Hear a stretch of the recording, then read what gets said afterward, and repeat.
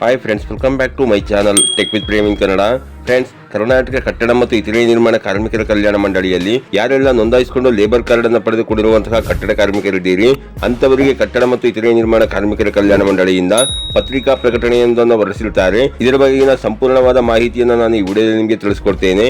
ಅದಕ್ಕಿಂತ ಮುಂಚೆ ನೀವೇನಾದರೂ ನಮ್ಮ ಚಾನಲ್ಗೆ ಹೊಸಬರಾಗಿದ್ರೆ ನಮ್ಮ ಚಾನಲ್ನ ಸಬ್ಸ್ಕ್ರೈಬ್ ಮಾಡಿಕೊಂಡು ಬೆಲ್ ಐಕಾನ್ ನ ಕ್ಲಿಕ್ ಮಾಡ್ಕೊಳ್ಳಿ ಫ್ರೆಂಡ್ಸ್. ನಾವು ಹಾಕೋ ಮುಂದಿನ ವಿಡಿಯೋದ ನೋಟಿಫಿಕೇಶನ್ ನಿಮಗೆ ಆ ತಕ್ಷಣ ಬಂದು ಸಿಗುತ್ತೆ ಫ್ರೆಂಡ್ಸ್. ಹೌದು ಫ್ರೆಂಡ್ಸ್, ಕರ್ನಾಟಕ ಸರ್ಕಾರ ಕಟ್ಟಡ ಮತ್ತು ಇತರೆ ನಿರ್ಮಾಣ ಕಾರ್ಮಿಕರ ಕಲ್ಯಾಣ ಮಂಡಳಿಯಲ್ಲಿ ನೋಂದಾಯಿಸಿಕೊಂಡು ಯಾರೆಲ್ಲ ಲೇಬರ್ ಕಾರ್ಡ್ ಅನ್ನು ಪಡೆದುಕೊಂಡಿರುವಂತಹ ಕಟ್ಟಡ ಕಾರ್ಮಿಕರಿದ್ದೀರಿ ಅಂತವರಿಗೆ ಕಟ್ಟಡ ಮತ್ತು ಇತರೆ ನಿರ್ಮಾಣ ಕಾರ್ಮಿಕರ ಕಲ್ಯಾಣ ಮಂಡಳಿಯ ಮುಖ್ಯ ಕಾರ್ಯನಿರ್ವಹಣಾಧಿಕಾರಿಗಳು ಮತ್ತು ಕಾರ್ಯದರ್ಶಿಗಳು ಒಂದು ಪತ್ರಿಕಾ ಪ್ರಕಟಣೆಯನ್ನು ಹೊರಡಿಸಿರುತ್ತಾರೆ. ಅಂತಂದ್ರೆ ನೀವಿಲ್ಲಿ ನೋಡ್ತಾ ಇರಬಹುದು, ಕರ್ನಾಟಕ ಕಟ್ಟಡ ಮತ್ತು ಇತರೆ ನಿರ್ಮಾಣ ಕಾರ್ಮಿಕರ ಕಲ್ಯಾಣ ಮಂಡಳಿಯ ನೋಂದಾಯಿತ ಫಲಾನುಭವಿಗಳು ಮರಣ ಹೊಂದಿದ ಸಂದರ್ಭದಲ್ಲಿ ಅರ್ಹತಾ ಮಾನದಂಡಗಳಿಗೆ ಅನುಗುಣವಾಗಿ ಅವರ ಅವಲಂಬಿತರಿಗೆ ಪಿಂಚಣಿ ಸೌಲಭ್ಯವನ್ನು ಹೊರತುಪಡಿಸಿ ಬೇರೆ ಯಾವುದೇ ಸೌಲಭ್ಯಗಳನ್ನು ನೀಡಲಾಗುತ್ತಿರುವುದಿಲ್ಲ.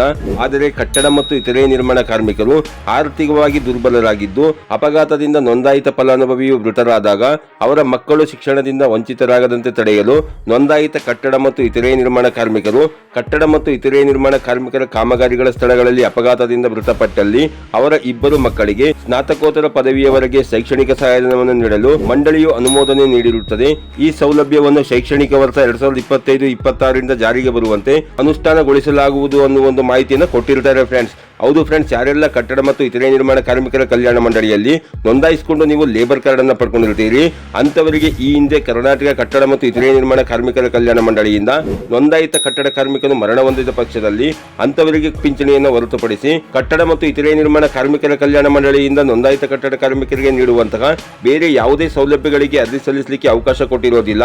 ಆದರೆ ಈಗ ಕರ್ನಾಟಕ ಕಟ್ಟಡ ಮತ್ತು ಇತರೆ ನಿರ್ಮಾಣ ಕಾರ್ಮಿಕರ ಕಲ್ಯಾಣ ಮಂಡಳಿಯಲ್ಲಿ ನೋಂದಾಯಿಸಿಕೊಂಡು ಯಾರೆಲ್ಲ ಲೇಬರ್ ಕಾರ್ಡ್ ಅನ್ನು ಪಡೆದುಕೊಂಡಿರುವಂತಹ ಕಟ್ಟಡ ಕಾರ್ಮಿಕರಿದ್ದೀರಿ ಅಂತವರು ಕೆಲಸದ ಸ್ಥಳಗಳಲ್ಲಿ ಅಪಘಾತದಿಂದ ಮೃತಪಟ್ಟಲ್ಲಿ ಅವರ ಇಬ್ಬರು ಮಕ್ಕಳಿಗೆ 1ನೇ ತರಗತಿಯಿಂದ ಸ್ನಾತಕೋತ್ತರ ಪದವಿಯವರೆಗೆ ಶೈಕ್ಷಣಿಕ ಸಹಾಯಧನವನ್ನು ನೀಡಲಿಕ್ಕೆ ಮಂಡಳಿಯಿಂದ ಆದೇಶವನ್ನು ನೀಡಿರ್ತಾರೆ ಫ್ರೆಂಡ್ಸ್. ಇದಾಗಿತ್ತು ಇವತ್ತಿನ ಮಾಹಿತಿ.